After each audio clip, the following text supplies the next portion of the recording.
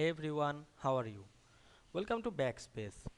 In this easy and practical tutorial, we will learn how to remove rows and columns in Microsoft Word without losing important data.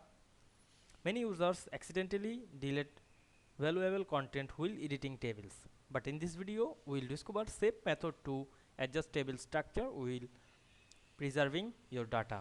This is a perfect for reports, assignments, data tables, and official documents where accuracy and formatting are very important. So let's get started.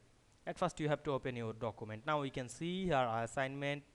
Now I am go the table and we can see here many extra table and column and row. Now I delete some column and row, click entire the table, then go to the design menu or go to the layout menu.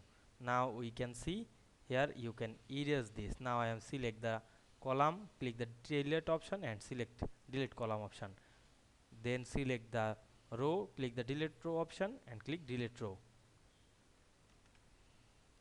Go back again and click the delete option, select the delete cell and click OK, then select this and click again the delete cell.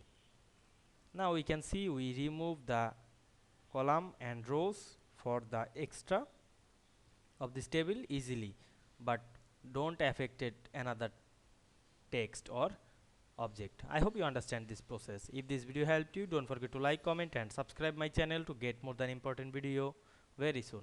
Thanks for watching.